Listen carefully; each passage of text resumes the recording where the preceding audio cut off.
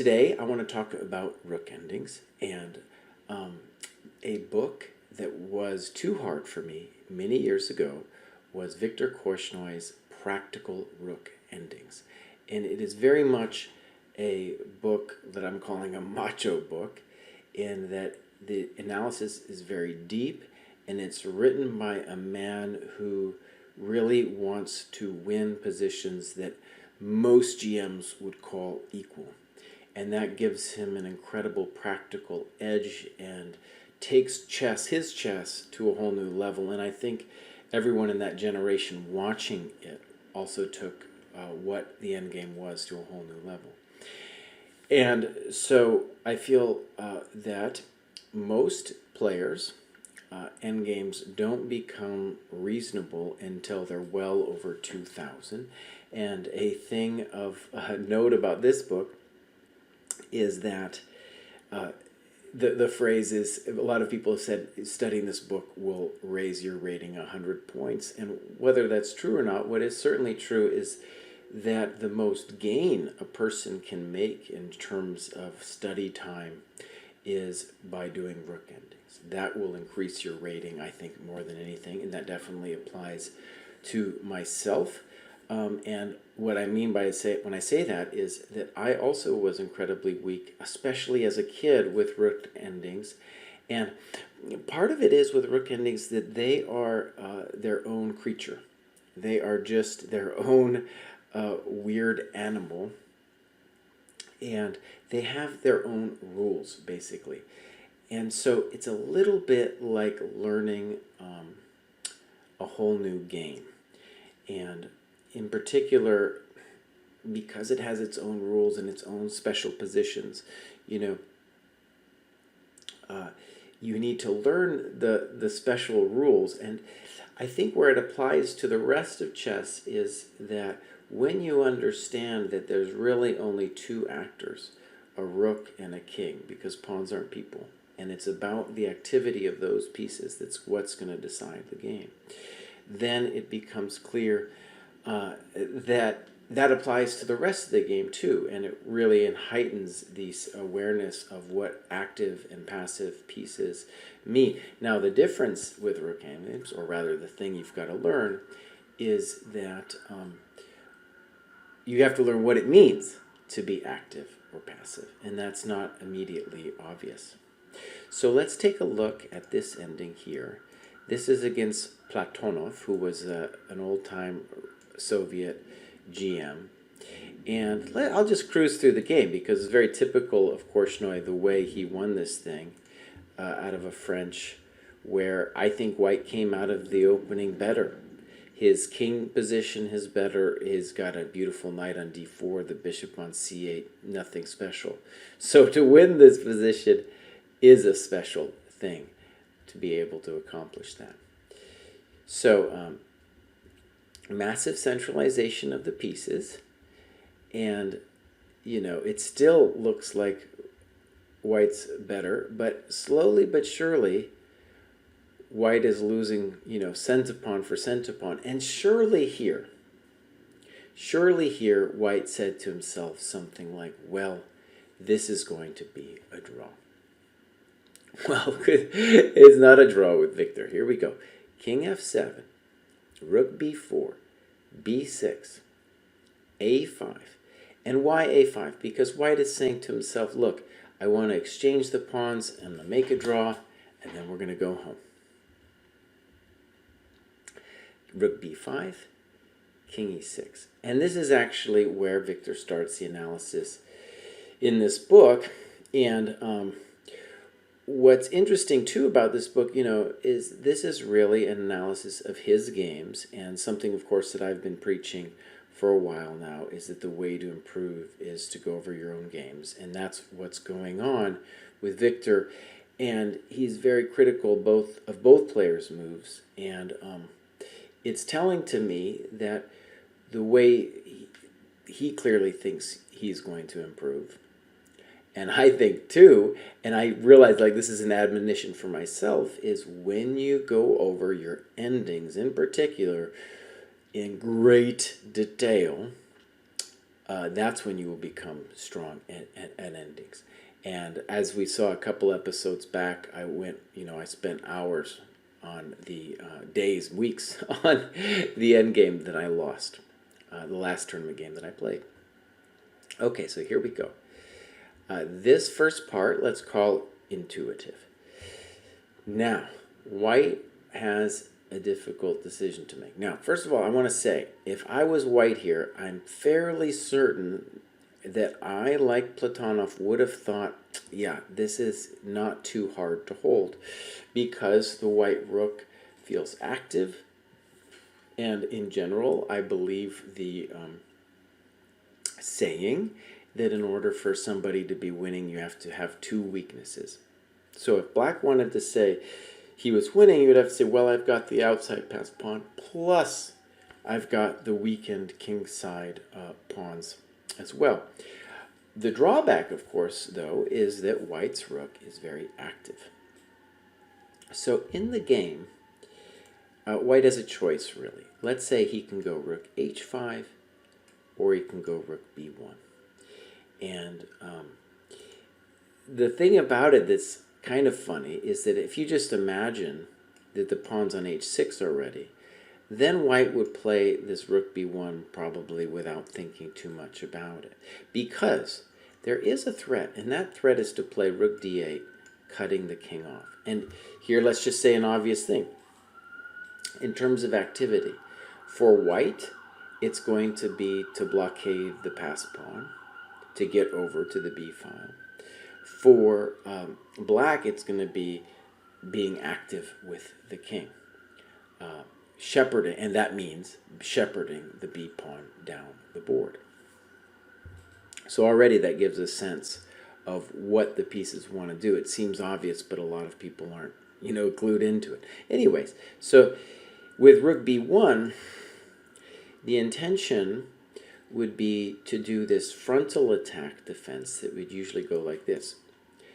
Check, and then you prevent the pawn from moving, right? And it's very difficult to get the pawn moving. And then you could try something like this. Excuse me. Rook d5, but then you've got to wonder about king e4 and how are you going to keep the rook over there. Now, let's say, if you imagine you're playing this as white, what you would know is that if all these pawns were off the board, then it would be a draw. That's a known draw with the frontal defense. But when you're playing, you're worried that while you're doing that frontal defense, which is in itself kind of a passive deal, you're going to be wondering, am I going to get picked off with the pawn, with the rook coming to the other side? So this move, rook h5, it's not a bad move. It doesn't lose. But it already, well, let's just say he had the option, and that's going to make his defense harder, actually, is the option. So here we go. h6, king d3. And for sure I would have felt I was just drawing here, because now my king is going to reach the blockade of the pawn. Okay, now this is one of the things I want to say about this. Okay, one critique I have about a lot of the way people talk about endgames is they talk about learning endgames as if they are accumulating algorithms, learning how to checkmate with a bishop and knight, learning how to do X, Y, and Z rook endgame.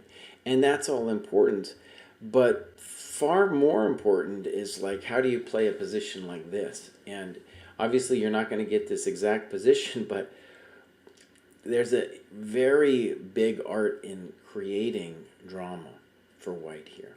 So let's look at what Victor does. He plays rook f8. And the point is that if you first checked here, we're going to get into this. The idea of the check is not only to introduce this idea, but to stretch the white king between saying to the king, do you want to defend the b pawn, which I think that's where it wants to go, or do you want to tend to your pawns over here? So that's going to come, and maybe a lot of players would just play rook d8 immediately. However, if you get this position and then play rook d2, then I can just come back and play rook f5, and I'm easily defending everything. if I got down there, for example, here, right? Let's say G4, and I just come back. No problem. Okay. So, the tricky thing he does is he plays Rook F8. Ask yourself, well, why is that a big deal? And here is where white makes the first small inaccuracy. Not a losing move, but a small inaccuracy. By the way, I want to just say, the reason I'm doing this in this way is I don't think I fully understand this game, this rook endgame. And so by me presenting it, I'm hoping that I can put in words what I'm kind of sort of already thinking, and it's a little bit of a test. So if someone wants to say, oh, Cry, what about this variation? Explain that to me. Go ahead. And I might not be able to. I have limited confidence, limited, that I understand this thing. Okay, so F3. And what's interesting about this minor mistake is that dude is already showing how he wants to defend. He's believing in like ultra solidity here instead of trying to defend actively. And we'll get into that in a little bit. But what I mean is when you see the move F3, you're like, oh right, the guy wants to play F3 and then something like G4 and then G5.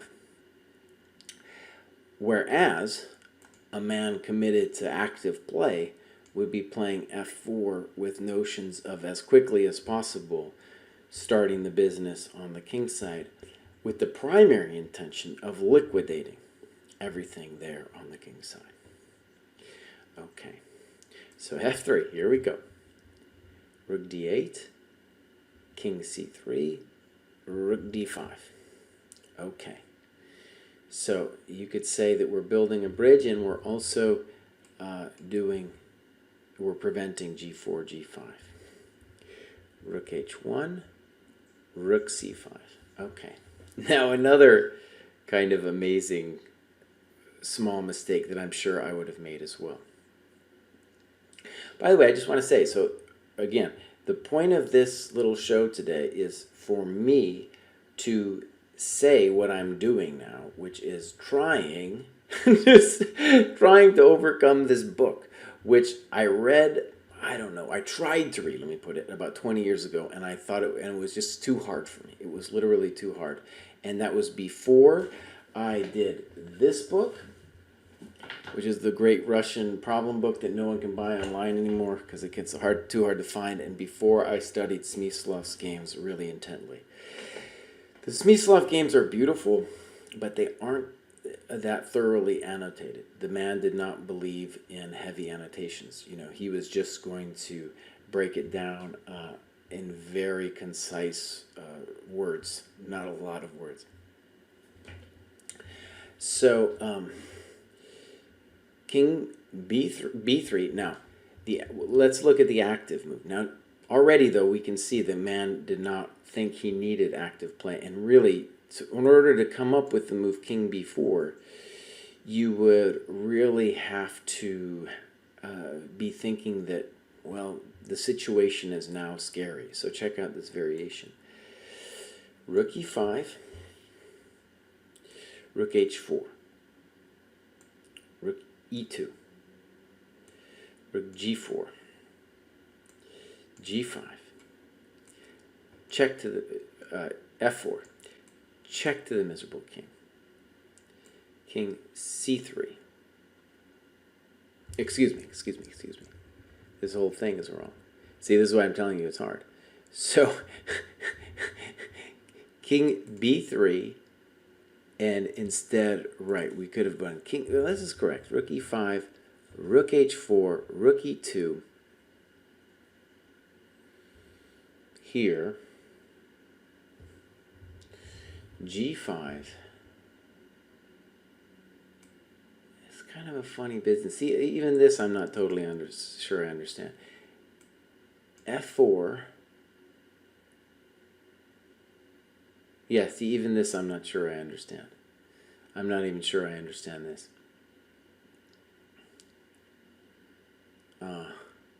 yeah, very fascinated that I don't get it, because I thought there was this trick here in my mind with Rook b2, King c3, and takes. And there's even high drama, like if you do this, then you lose, and then you're gonna lose this way. Yeah. Um, so yeah, like already here, I knew this was gonna happen to me. So we go check, and the guy. I can explain this better. If you wanted to do this, if you want to play active, here, it was a little bit different in the other variation. So Rook h4, excuse me, Rook g, Rook d2, Rook h4, b5, check, here, here, here.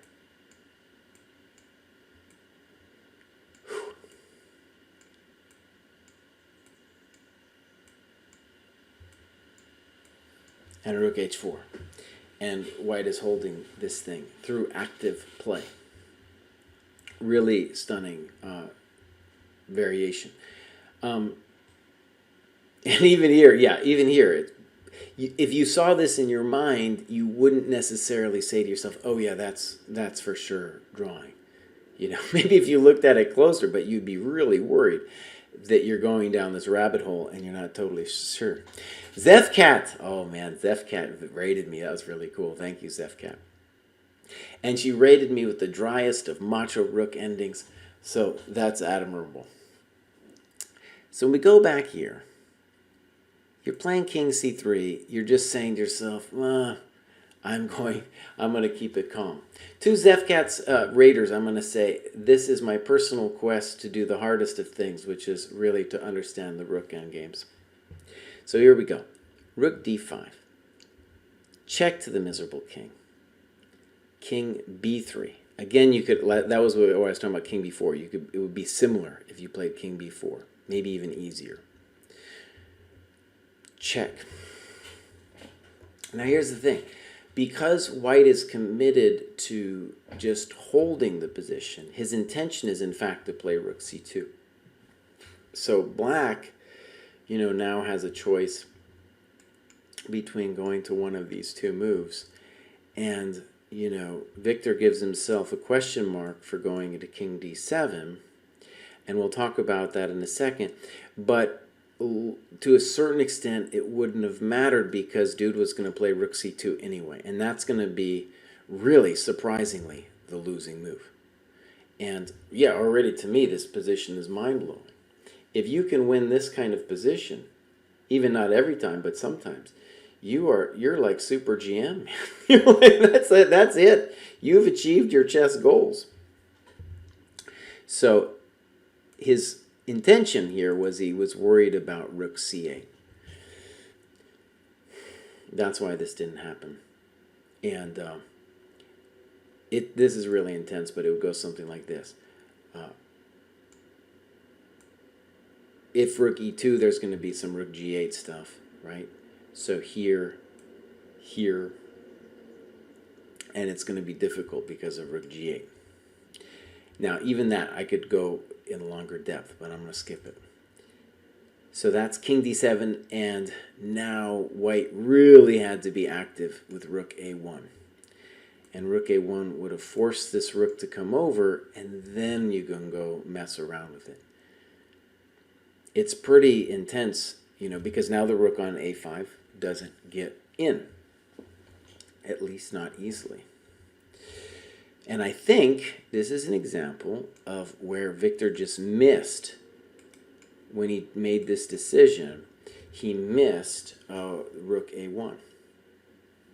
Now, one thing about this that I want to say is I have this, there's many examples to cite with this, but I have a student recently, and we've been studying Rook endgames, and he got to a position where I thought he had great winning chances. Let's call it in flavor very similar to this. And dude said, well, I was just too tired and hungry. I was just too tired and hungry. And it's true. That's one of the amazing things about the Endgame. It's brutal warfare at its most unkind, because people are going to miss stuff. Here, Victor doesn't see, I don't think, King D7, Rook A1. And you're going to miss stuff. Your opponent's also going to miss stuff. And it's really misleading to say things like, oh, the position's drawn. You could say that about the beginning position of the game too, before you even play e4 or d4 or whatever, right? Because both sides will make mistakes. And the question is, are you going to enjoy it, and are you going to be able to really work at the board? And I'm definitely not on this level yet, not even close. Okay, so here we go. King d7, and white plays the passive rook c2. Would I have also believed that I was drawing here? Almost certainly. Almost certainly. But after this, I think it's lost. And it's hard for me to even say that. But I've analyzed this a bunch. I don't see any way out. So here we go. h5, king b4, rook g5. And now his opponent I think only now begins to understand that, oh, there's some trouble. And I'm sure all of you have had some flavor of this endgame experience where you're going to go win the b pawn maybe with the king, but the black king is going to go on the assault on the other side, and you're not going to be able to hold it all together. So rook d2. And now Victor makes an inaccuracy. And this was a clever move, rook d2. And his intention is to play g4. And Victor probably thought, well, that's going to be winning for me anyway. Where it turns out to be really complicated. So Victor, it's really funny, he criticizes his move, which is the natural king e6. And we're going to see that he wants king e7 for the case of maybe coming back and defending this dude. Interestingly, he doesn't even talk about king c7, hanging out with that pawn, which may be. But the thing that's interesting is he's already got a mindset, I think, of the way to win this position is to give him the b-pawn, make him work for it, but give him the b-pawn, and then we go smash him with the force advantage of a king and rook against the rook. But I think it's still lost here. King e6, g4, king e5. And this was a really stunning variation here. So rook g4, king b5, and you're not going to be in time is the problem. Yeah, you're not going to be in time. King e5, king b5, and now rook g6. Check this out. King f4 is not played, and a lot of people would do that. Snip, and let's say snip, you're going to come over, and rook d5 is going to be the saving idea. Would I have seen it in the game? No, I wouldn't have seen it. All right, so here we go. Rook g6, rook f2, king e4, g5, rook g5, king b6. Okay. Whew. Man, honestly, it's already so intense. I can't, I want to do this level of analysis. This game is my admonition, and me doing this broadcast here is my public declaration that I need to do this level of analysis in my own rook endings. And I'm really only presenting just a piece of it here. And I only understand a piece of it, honestly. So, amazingly, here this king e3 is inaccurate. This, by the way, this is from the old days. So on move 40, they got to do an adjournment and got to go think about it. But of course, now they're 17 moves into it. Neither is in their preparation. I'm sure some of them thought about it a little bit. Or, I mean, they thought about some of these positions a little bit. So the amazing move here that would have held it together for black is Rook F5. And the first glance, it's wrong because of snip and King C5. But incredibly, this is winning because of King E5. And it's a major bummer for white. If he comes around this way, we're going to advance our pawn and then go snip on F2 and G2. If he comes around this way, we're just going to follow him, and we're also going to get the pawn. And if he doesn't, let's say he goes over, could have gone to D2 as well. Here, here, here, and it's this brutal world here where there's not a lot of doing here, because I am going to play Rook F2 at some point, and I'm going to play G4 first. And the thing which will be true of all these endings is that my king is going to be on the short side, and your rook, my king's going to get the short side, i.e. this side of my G-pawn, which big factor in all these positions, which will make it a lot easier. All right, so King E3.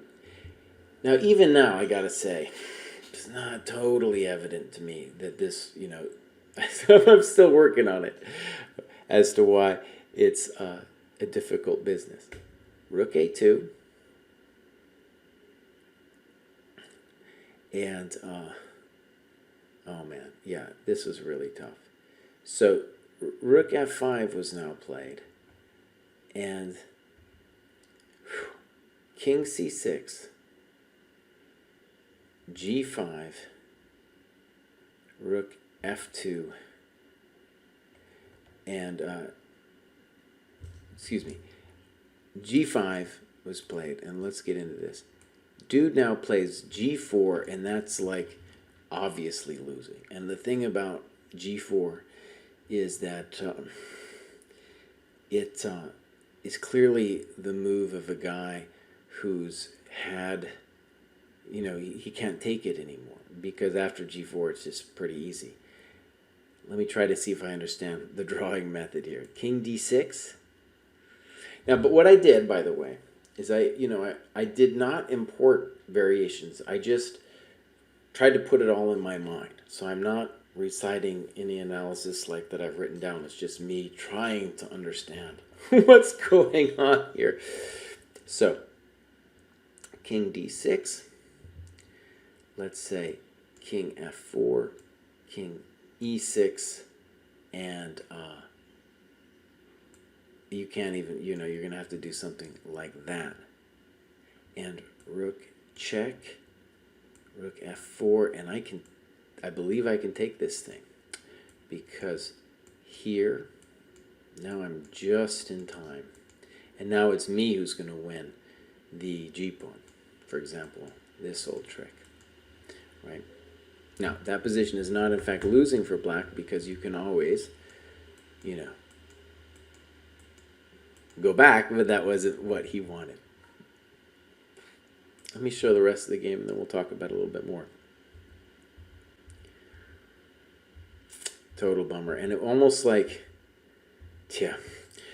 and this is a position, actually in terms of algorithms, this is a position that you'll find in the Russian book, or there's an old book from back in the day with rook endings in it, and it's kind of a question mark to me, like how the kids are learning it. It seems like there should be a problem solver, but the weird thing about problem solvers, is they're like tactical things, and these are more, there's a lot of technical stuff in the sense that there's many variations involved in each of these things that you kind of have to understand.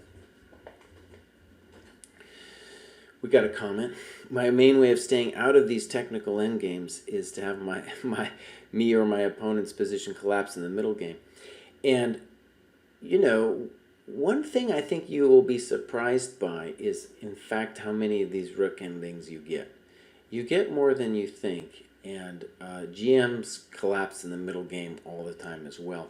But a main difference is when things go wrong for stronger rated players, they bail out to a bad endgame, right? They're seeking their last chance in a bad endgame. And so that's why, learning the endgames is always really often usually where the brilliancy prize finishes in an endgame, because you knock the guy out, but he's just, he's escaping into some kind of scene of terribleness. Magnus had some amazing games today. I'll cover that. I'll cover that in a future show. All right, so this was an incredible ending, and there's so many of them like in this book. I think I'm going to bore the crowd next week with this too. And then I'm going to go on to more spicy things. But I am going to force you, this is part of my journey, I'm going to force you, this whole thing, this show that I do, it's usually Wednesdays, but it is about me just telling you the brutal tactics and things I'm doing to get myself better. Let me show you another game. This is another game where Victor was black. And let's just cruise through it. This is against the famous Lev Pologaevsky. And, talk about middle game weird positions collapsing and all that stuff. Maybe black's a little bit better, right? Maybe. And there was the pawn that we won. Very similar in a lot of ways to the last game. Yeah, there we go. So, we're getting the rook exchange. And this one is also amazing. I'm sure as well that Pologaevsky thought he was drawing this thing no problem. Yeah. I don't, this is the thing. I got a comment here. Endgames is for sophisticated folk. Let me say again, I really think if what's curious to me, well, it's not curious, I understand it. When I was a kid, I, of course, spent way too much time on openings, but in general, with the people I coach and what I see people doing online, they're doing very complicated opening work, very deep, and they haven't done this kind of work yet. And there's different levels, obviously, of rook ending understanding. There are a couple basic positions you need to understand, and I think just going over some of these games, whether it's me or you, it doesn't matter. Let me put it this way: when I say whether it's me or you, I don't understand 100% of this either, and I think the point is when you analyze something like this, whether it's someone else's games or your own, is to get a sense of what's going on kind of behind the scenes. And a great thing about this book is that it was not some computer dump, right? If it's a computer dump, that doesn't interest me either, because I can't understand my own thoughts in terms of how a computer works. This is some guy. He played these things. He can tell me what he was thinking during the game, and he can tell me kind of what he saw after. Definitely 1700, 14-year-old, I think you should be studying more endings. Absolutely. And middle games are great. And, this is what this is this is a classic game. An old-time classic game between two greats. And the thing about it, right, is that what it also is an admonition, in the sense that, oh, right, these great dudes from the past were actually going over their games in really deep detail, and that's how they were getting very strong. So, rook f7, and watch this trickery. So the rook f7 is a good move because the only way black's going to win, is if he somehow crosses over here and gets able to shepherd the b-pawn. So, it's a bummer for black. And watch, he just this is what we call the massage. He's just moving around. And now probably rook f7 to cut him off. but he goes king g3. Is it still drawn?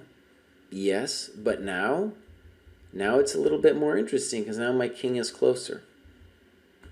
Rook b1, check, check, king e5. Now it's close. Now it's very close, and it's really the next move. It's only the next move where things go dramatically wrong for white. He plays f3. And it's hard to imagine, right? But that is the losing move. Really hard to imagine. Yeah. So, what? Yeah, black needed to do something obviously a little bit more active, and that's where it gets really interesting, right? Like, what is it that you should be doing? And I'm thinking about Rook G7 is about our only shot, but F3, I'm certain the guy thought he was drawing, but now I think it's already over. Check it out: King D4, Rook B1, B4, B3, King C3, game over. And, you know, the better move, actually, there was one better attempt, but it was already done, where instead of King F2, white needed to play King G2. Why? Because in those other positions with King F2, he had to worry about Rook H1, Rook H2. But even this is lost with like B4, here, B3, B2, let's say F4, King C3, F5, Rook A1, and it's still done for.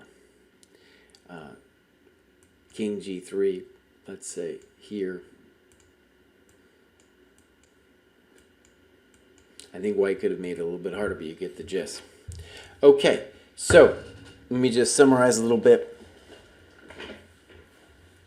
Got a good question. Can you go from 1500 to 1800 by intensely studying endgames? I really do think you can improve your game. Absolutely. And what will happen, actually, I think if you study your endgames, this is certainly true for me, is that you will simply gain more confidence in your endgame skill, and you will then find yourself going into endgames because you won't be slipping in the middle game into weird positions because you're afraid of the ending. And you'll also just be playing on longer, like positions that you would have said, oh, this is a draw. You're like, no, I've studied this. I know people are going to make mistakes. I know that the reason Magnus wins all the time is because he's just playing on in these positions because he knows that people aren't making a lot of mistakes in the openings. They've got the openings mostly figured out. It's in the end games that people are blowing it. You know, the top GMs as well. Got a comment. To me, the end game is pure chess. The fewer the pieces, the deeper your analysis can be. I totally agree. And I say that as someone who tends to play for complications.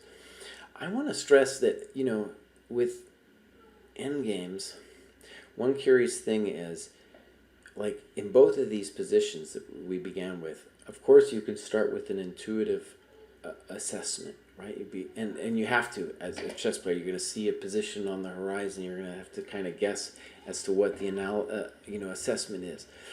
But pretty much always with the rook endgames and the endgames in particular, at least I have to sit on it for a while before I come to, let's say, even something close to the truth about the situation.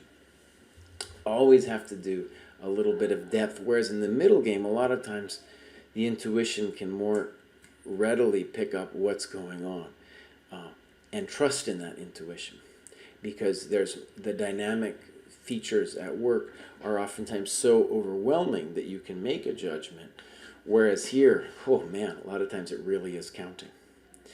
All right, everybody, I'm going to end it there. I'm going to bore the crowd next week with this as well. Probably do a video or two on the ChessDojo about this. We'll do other videos as well. And I want to say I have some freedom coming up. I might even let myself hang out and play some online blitz or something, like the road back to 26, 2700 and blitz. Anyways, I'm terrible blitz, so it'll just be a fun thing to do. All right, thank you, everybody. Bye bye.